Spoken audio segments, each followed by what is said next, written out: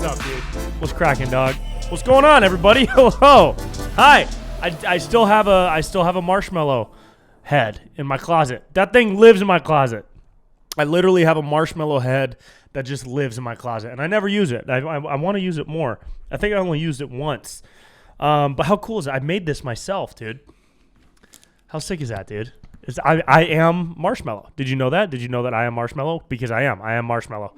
I want to be a DJ with a different helmet, though. I want to be a DJ, but I want my helmet to be like, I don't know, maybe like a half-eaten jawbreaker. Or like like it's small and round. I don't know. Maybe a Jolly Rancher. Can we get a DJ? Why are they all sweet though? Maybe I make a head. I'm a DJ head and my head is a taco. That would be fun. DJ Taco. Speaking of taco, you guys see today's video? We'll get into that. Hey, welcome to episode 80. Episode 80. I'm pretty sure this is episode 80. If it's not, it's close to 80.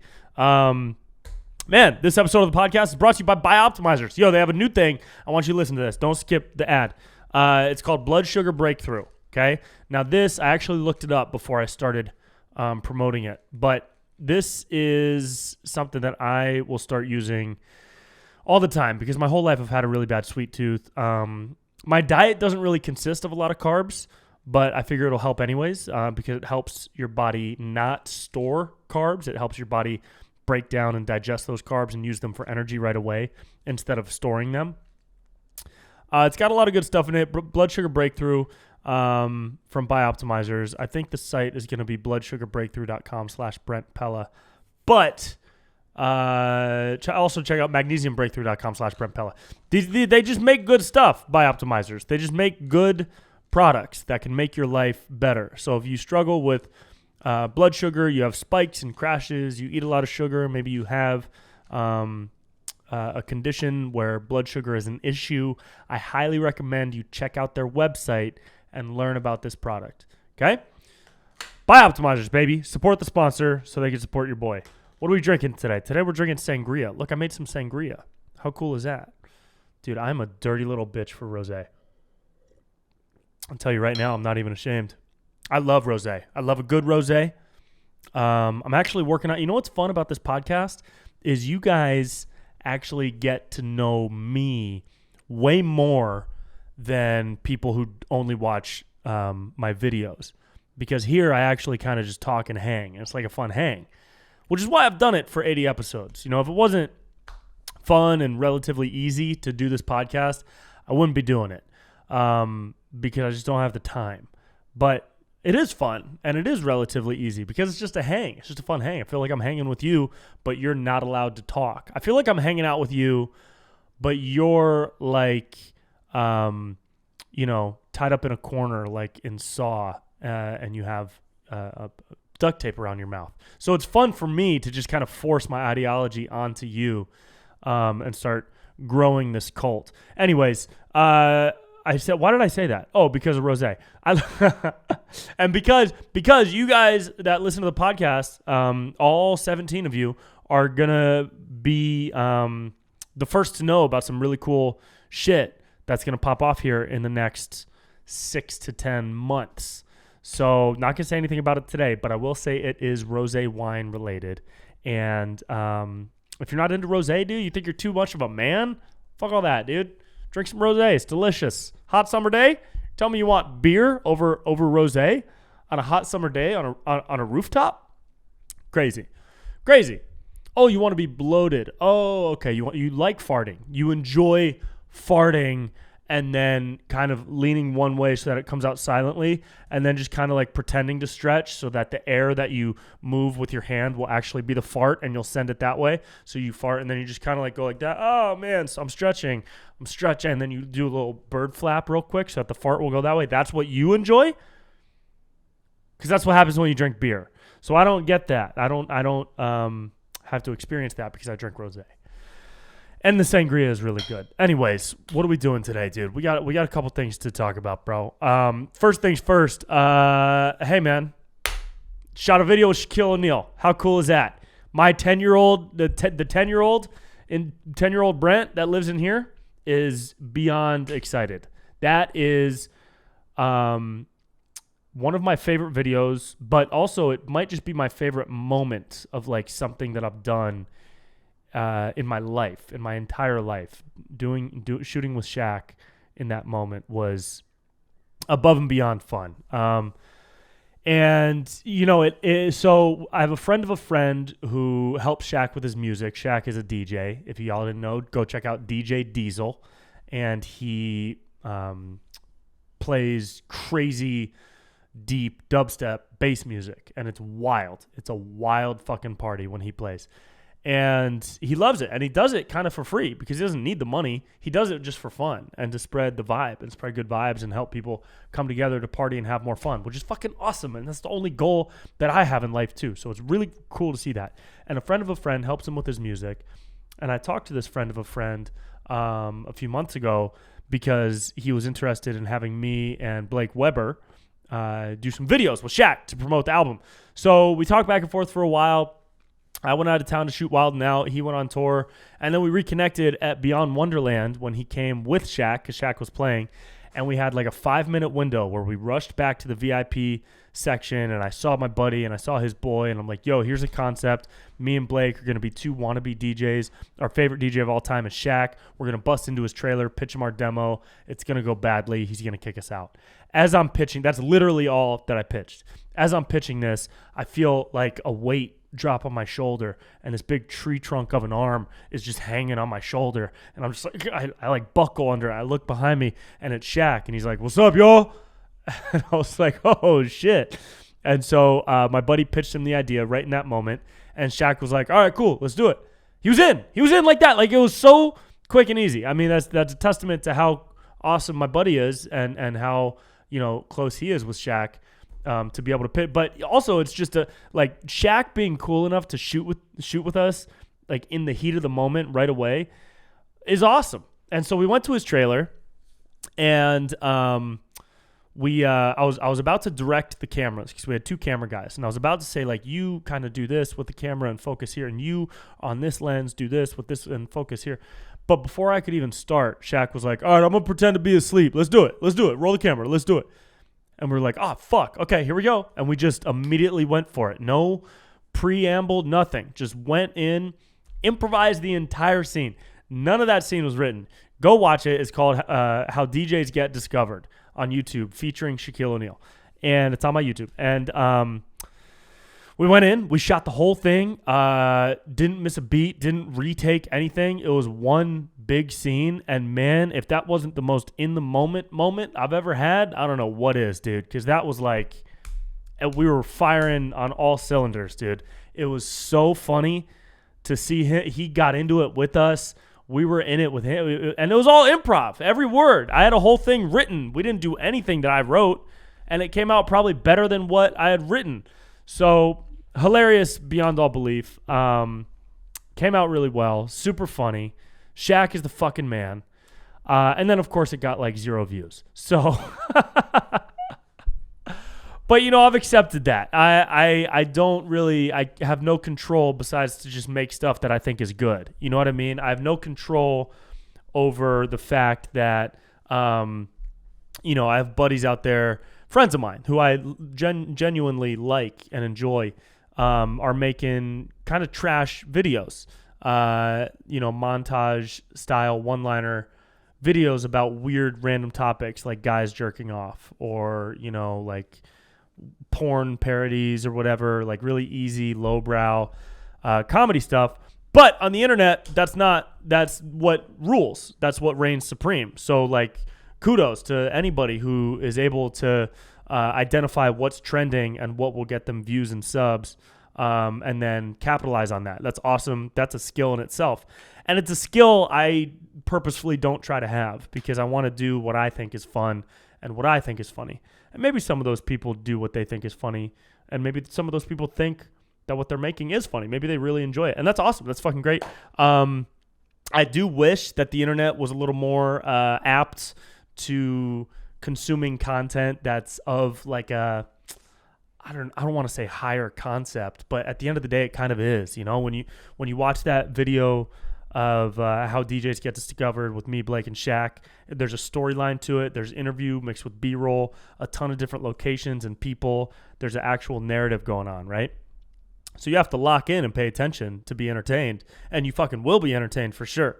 But when the other choice is, dudes who wear visors, or like, I don't know, fucking, what was one of the other ones? And I've done those videos before too. Don't get me wrong. I've done guys who love Drake. I've done plays disc golf once. I've done, I just don't like those. I don't like them. They don't give me a sense of fulfillment. They give me a sense of completing a task because I feel like I can be funny in those moments, or in those videos within those topics.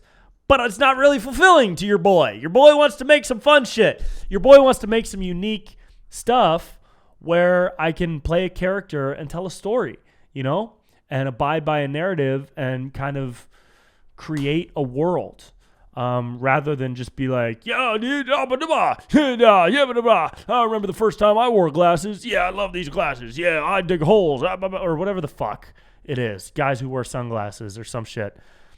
That's fine. Again, this is not a knock. It's just I'm going pretty deep existential internet Brent right now, breaking down what it's like to be a fucking slave to the algorithm, okay?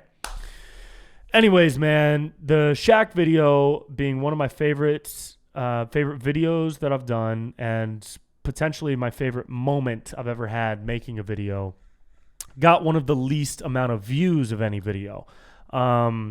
So, the sadness and depression that comes with that is kind of unavoidable. But, we keep moving. You know what I mean? We keep moving. We keep cruising. We keep moving. We keep vibing.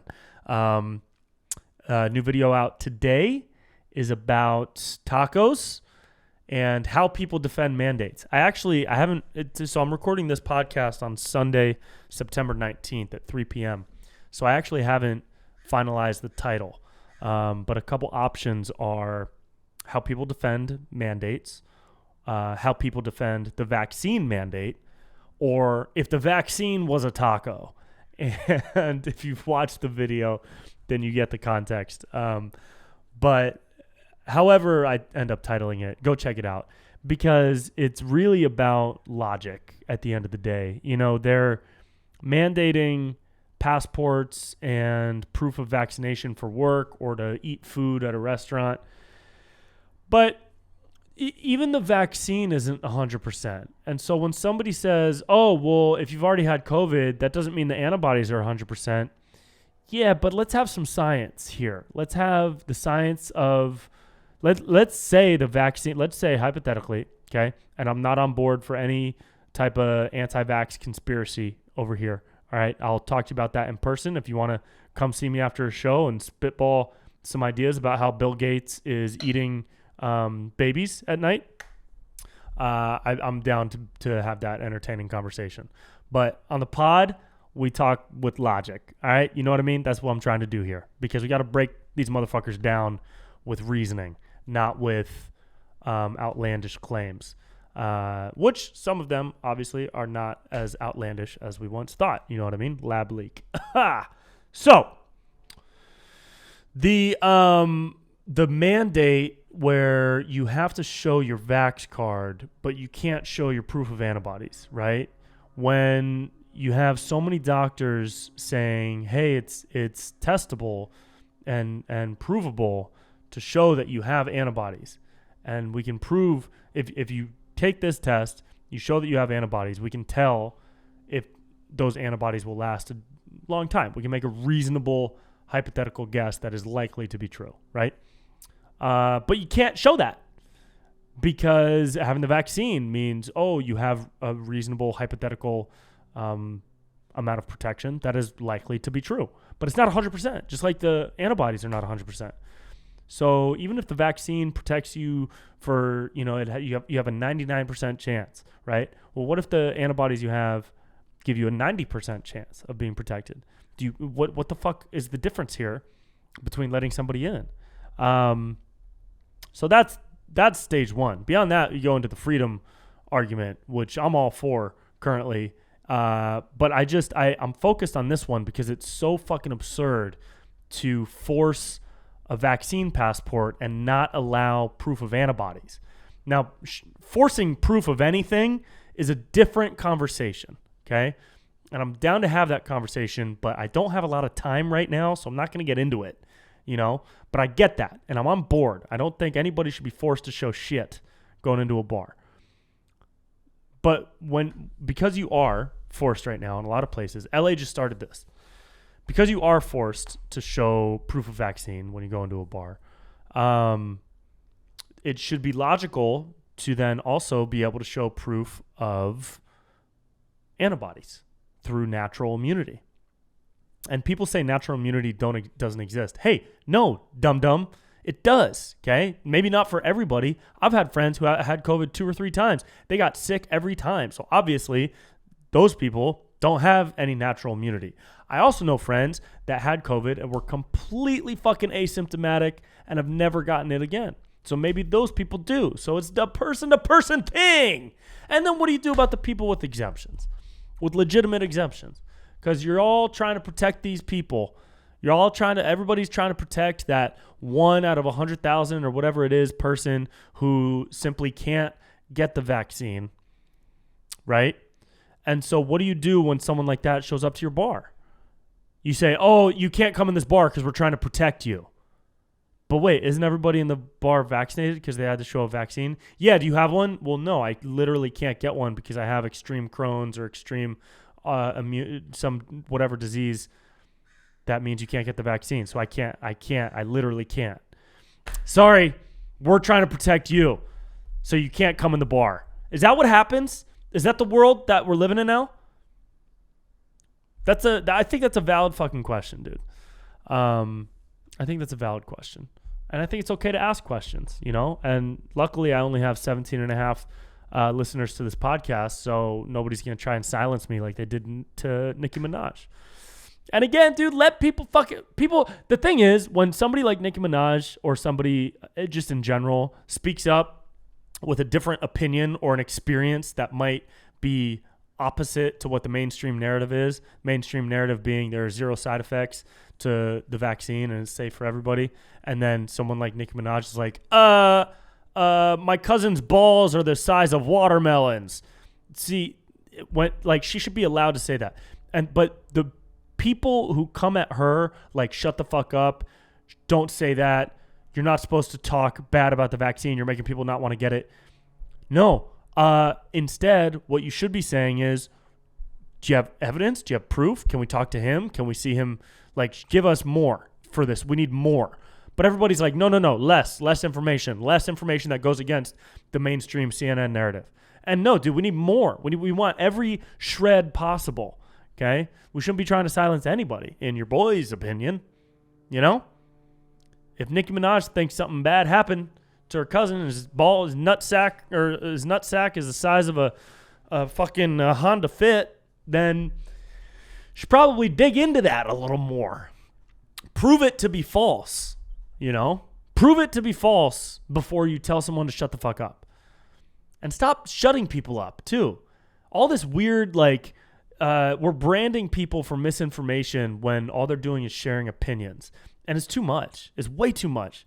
People can have an opinion that's like, hey, I don't want to get the vaccine because I'm young, I'm 21, and I have no pre-existing conditions, and I just kind of don't think that I need it.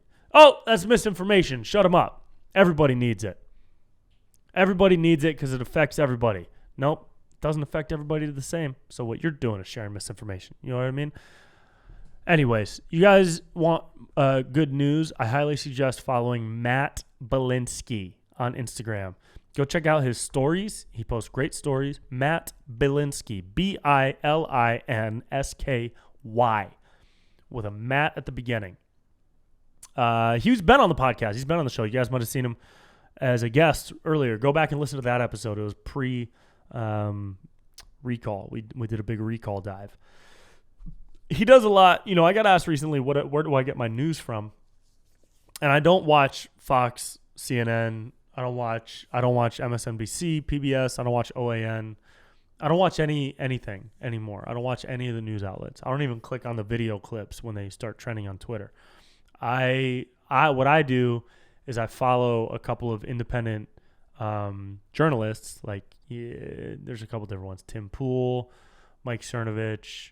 Matt Belinsky is not necessarily a journalist, but he just has great thoughts and good takes on things. And who else? There's just a couple. Crystal and Sagar from what was that? What was that Crystal and Sagar thing called? Crystal and Sagar with 5 A's. What was it? Breaking Points. Yeah, so Breaking Points. I watch Breaking Points clips from time to time.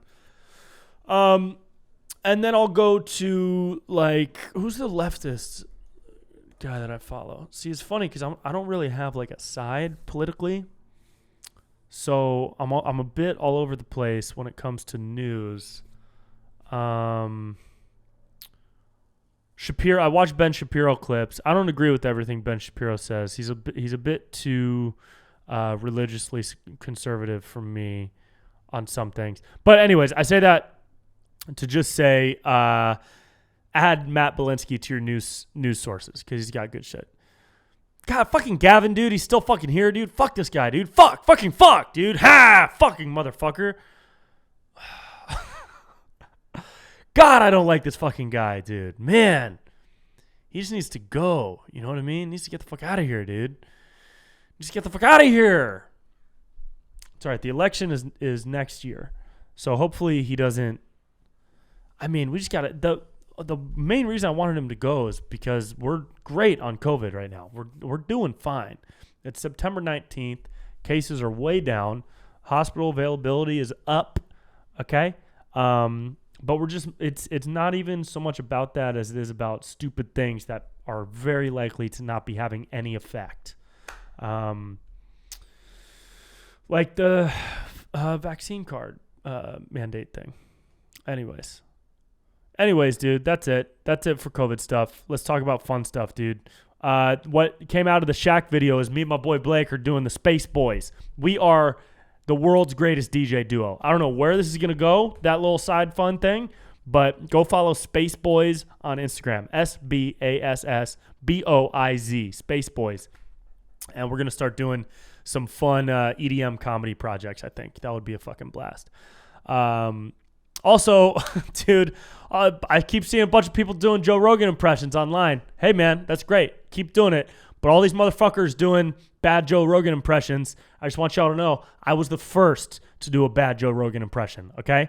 So when y'all get recognized for it, just give me shoot me a text because we know each other and let me know that you made it from your Joe Rogan impression, which you maybe wouldn't have done if I didn't do it first. So you know what I mean? Keep doing it though, dude. I wonder what Joe thinks about all the people doing impressions of him. He's probably a little annoyed by it. He seems like the kind of guy that would laugh a couple times at first, but then would probably get annoyed. So, anyways, I got asked on Instagram the other day. What did I get asked? I got a DM on Instagram. Let me see. What did I get asked? This is the question I got asked on Instagram. He said, "Hey, man," where the fuck did it go? He said, "Hey, man, your stuff is always funny, and you make a lot of stuff. How do you achieve work-life balance?" How do I achieve work-life balance? Man. Well, because I love what I'm doing. I don't know. It's not a hard thing to achieve a balance when you never really feel unbalanced, I guess. I kind of naturally have molded what I do into some semblance of balanced. So I find time to work out. I basically work from home 8 a.m. to 10 p.m. every day. whether it's editing, producing, emailing, writing, shooting, podcasting, meetings, whatever the thing is, layout for this project that I mentioned earlier. But a couple main things stick out when I get asked about work-life balance. One is my morning routine. Morning routine is huge. I know I've talked about this before, and I don't want to go all Gary V on it, but your morning routine is like the most important thing. It's the most important part of the day. It's morning routine. My morning routine is I wake up and I usually take a cold shower, and then I brush my teeth, and then I do 10 to 15 minutes of yoga, and then I chug a big glass of water, and then I'm in. That is my morning routine. Oh, and 50 push-ups, usually around 50, unless I'm doing a different workout that day. So that's first.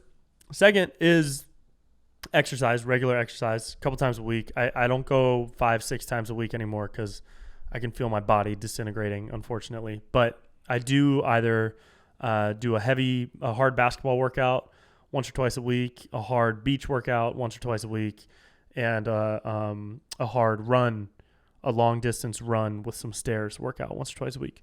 So those two things, morning routine, exercise. What was the other thing? Oh, cooking. I love cooking. Dude, I cook all the time. I love cooking. Cooking is kind of meditative for me. Y'all can go check out Brent's food if you want to see what I made tonight. It's going to be a short rib ragu. A short rib ragu, baby.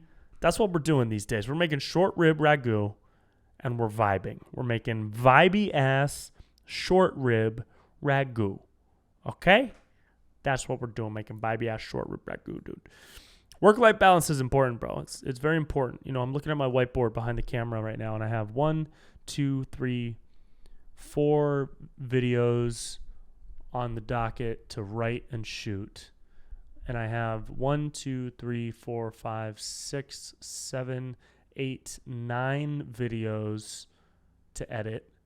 And I have one that's done coming out tomorrow. So 4 plus 9, that's 13 that are going to go through this workflow of write and shoot to edit to done. So, we out here. We out here begging for this YouTube change. You feel me? We out here begging for YouTube change, which is why I'm so happy to be sponsored by BiOptimizers. Dude, just go fucking buy the supplements so they can feel like I'm doing something here. I do really like them too. I wouldn't be hawking a product that I don't actually mess with because I don't do that anymore. I did for all those VPN ads that I put at the end of videos. I don't really give a shit about VPN ads, but I did that for money, straight up. Straight up did that for money, and I don't feel bad about it at all because it's not a pattern of behavior. It was a couple-time thing to make rent. So here we are. What's up with this chick that disappeared? Gabby Petito. She disappeared from New York. She went on a cross-country van trip with her boyfriend. God damn, this is a Lifetime movie in the making right here, man. This is sad. I don't like that shit at all. I really don't like that shit. Also, bro, hey, man, I went to, speaking of women in trouble, I went to a music festival a few weeks ago, and some chicks got roofied. They got fucking roofied, dude. We were at like a VIP section because we are very important, and this chick was on the ground. She was sitting on the ground, then she just slumped over. She had like her head on her knees, and she was like that for a few minutes, and then a friend was like, Brittany, or whatever her name was, Brittany. And then she pulled her head up, and her head just fell back down to her knees with like dead weight. And so we called security over, medics over, and they picked her up. She's like, it was like looking at a dead body. They carried her out literally like a dead body. She's fine, apparently. She recovered and everything. But, all her friends were all fucked up because they all had a little bit of it. Some guy had said earlier in the night, apparently, like, hey, did somebody put GHB in the fucking mixer? Because apparently somebody had slipped that shit into the cranberry juice jug, the mixer that the waitress pours from to make drinks at the tables. Apparently it went in that because it hit a bunch of people. Luckily we weren't drinking from it. But I was like, yo, who the fuck is roofing people? It's 2021, dude. What's the plan here? roofie guy? What's your plan? You know? Is it to like sneak into the group when everybody's roofied and like take one home like a fucking rat dragging a piece of pizza down the subway? How do you do that? I don't even know. I don't even understand the mechanism behind how roofies work to get people when there's a whole group of friends around. That's weird as shit. Creepy as fuck. They started pointing at this guy across the room, or across the way. It was an outdoor thing across the way. And they were like, yeah, that guy keeps looking over here like weird. And man, if it was that guy, he ended up getting fucked. But if it wasn't, can you imagine if he's just like a weird looking dude and like all the time he just looks like like he just always looks like that normally. And so they go over and they're like, excuse me, sir. And he's like, yes.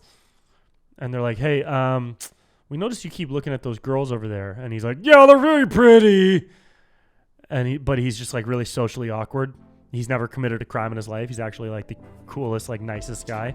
He's just very pleasant and kind and has great manners.